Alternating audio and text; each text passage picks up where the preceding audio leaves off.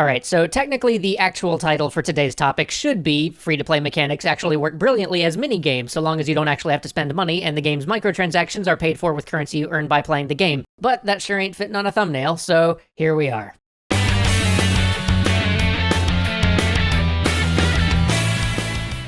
And yes, by free-to-play mechanics, I am talking about those horrible pay-to-win mechanics that have become a blight on the free-to-play model. So, what am I getting at when I say that they function great as mini-games? Well, take Gwent as an example case. Gwent was a fantastic card minigame in The Witcher 3, one that people loved so much they demanded that CD Projekt Red turn it into a full game. But if you think about it, Gwent follows all the basic design patterns of a pay-to-win game. There's a fair amount of strategy, but fundamentally, if you haven't got a deck of cards with high enough numbers, you just aren't gonna win. And of course, the way to get cards with higher numbers is to invest time and money into Gwent. But this is actually genius, because your money investment is all in-game money. Money that the Witcher earns by doing witchery things like slaying monsters and selling loot. And the time investment is mostly time spent running around this big, beautiful world, getting sidetracked by the million other things to do. This all turns out to be great, because fundamentally what they've done is put another RPG-style treadmill into their game, but one that's way better than the classic grind-for-experience system. Because when pay-to-win is all done with fake currency, that's what it becomes, another kind of RPG treadmill.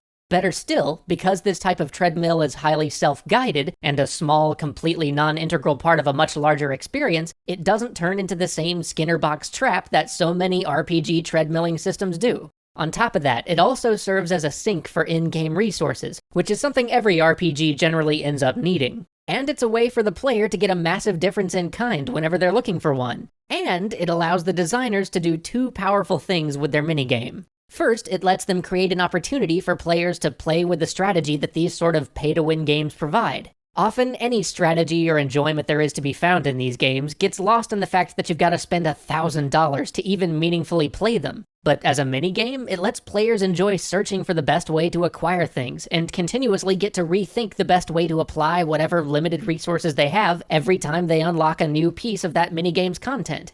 It actually creates interesting design possibilities that we don't often get to see fully realized in games without the free-to-play model. But it also means that designers get to put something very important back into their minigame: persistence.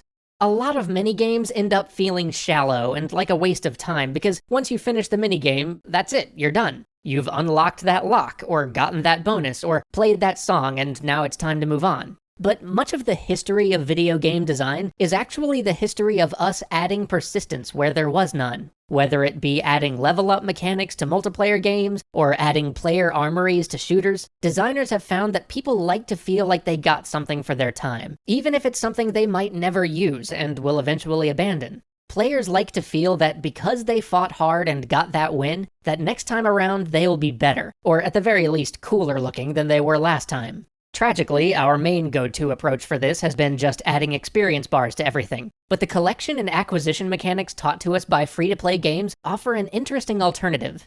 Those of you who played a lot of Final Fantasy X, what minigame do you remember most? I bet it's Blitzball, but depending on how you count it, there were like 5 other minigames to play in Final Fantasy X. Do you even remember any of them?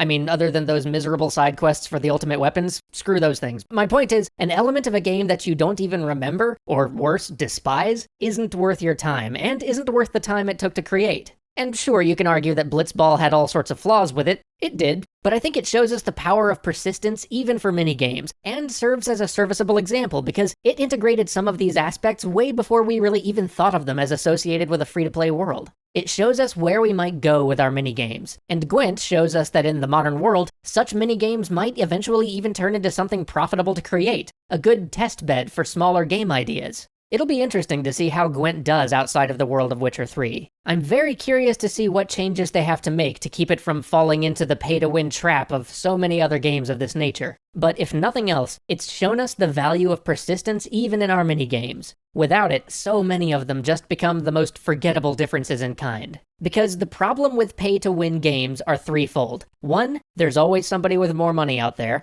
2, there's always better things to spend your money on. And 3, getting money is often not that fun in the first place. But in a single-player experience, where the money is earned by playing the game, all of those difficulties disappear, and suddenly all the mechanics we use for pay-to-win can actually be rewarding and different.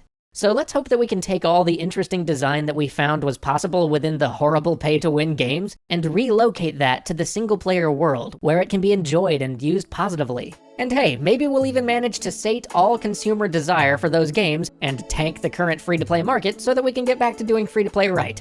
Unlikely, I know, but it's a lovely dream. See you all next week.